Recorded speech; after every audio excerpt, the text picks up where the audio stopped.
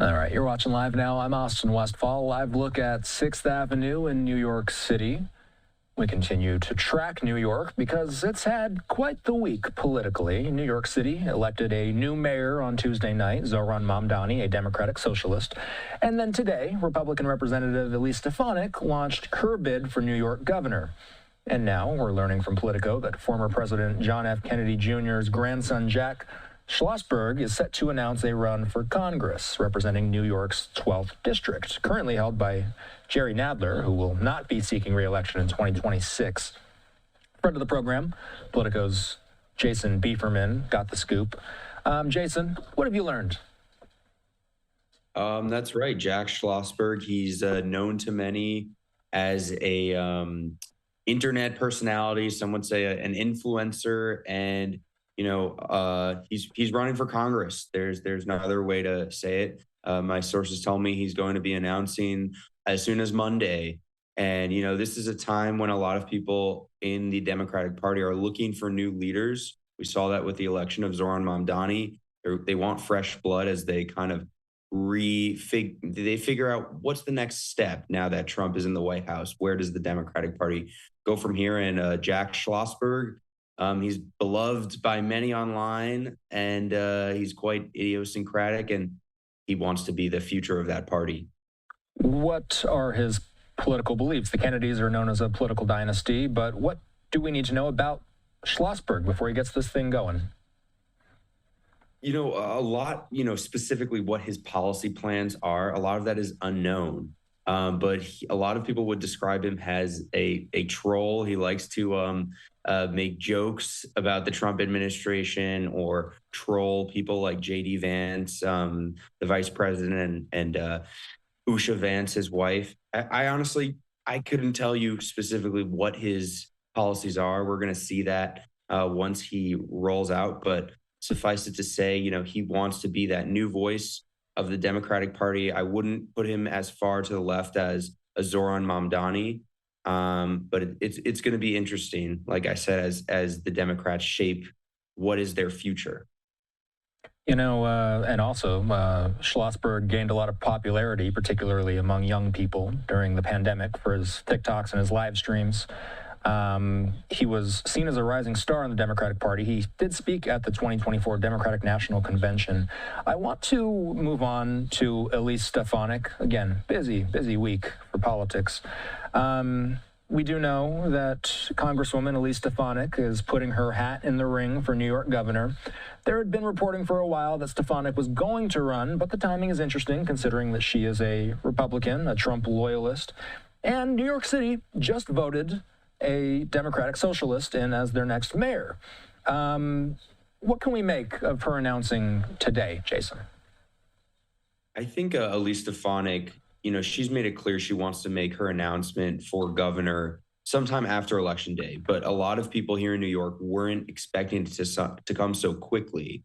And part of the reason is that there's another pro-Trump Republican here in New York that also wants to run for governor or is thinking about it. And his name is Nassau County Executive Bruce Blakeman. A lot of people saw Elise's announcement as a way to get ahead of the other Republicans that are considering running for governor in New York. Like I mentioned, it's a deeply Democratic state, so she's going to have an uphill battle no matter what. But, her announcement today, many people are seeing it as a way for her to really grab hold of the Republican nomination and make sure she's going to be challenging Kathy Hochul alone and not have to battle it out in a tough primary against other Republicans. So we did hear her say this about Hochul. She said, "I am running for governor to bring a new generation of leadership to Albany to make New York affordable and safe for families all across our great state." Kathy Hochul, obviously a Democrat, and she will presumptively be the Democratic opponent. What have Stefanik and Hochul been saying about each other? Elise Stefanik likes to call Kathy Hochul the worst governor in America.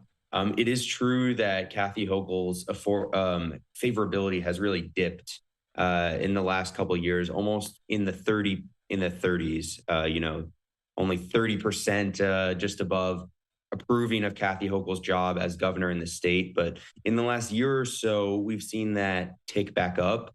Now her favorability ratings are around 40-ish% to 50%. And Elise Stefanik thinks that Kathy Hochul is weak. She says that her crime policies have made the state more dangerous, specifically the Democratic Party's reform of bail and letting a lot of people go out with cashless bail before their criminal trials. And Elise Stefanik also wants to make sure New York voters know that Zoran Mamdani and by extension, Kathy Hochul are interested in raising taxes on New Yorkers, specifically income taxes on the most wealthiest New Yorkers and also corporate taxes. And Elise really wants to make sure that Kathy Hochul is tied to Zoran Mamdani, the Democratic Socialist. She thinks that's the way she's going to win this election. So do we expect any other Republicans to seek the New York governor's seat next year? Is Stefanik the highest profile confirmation we've seen so far? Who else is getting tossed around? It's really Elise Stefanik and this guy, Bruce Blakeman, the Nassau County executive on Long Island. He's a Republican. He's also a friend of Trump. And we're going to start to see here an extension of a battle we saw when it was Elise Stefanik versus Representative Mike Lawler. It's a question of, if you're a Republican in New York, are you going to win by embracing Donald Trump, by being more of a proud MAGA Republican, or is the way to win in a Democratic state to kind of distance yourself from Donald Trump?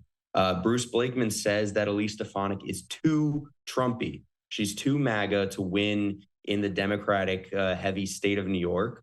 Whereas Elise says, if you want to win, you got to energize the base. And that includes Trump voters. And you shouldn't shy away from the real part of the party.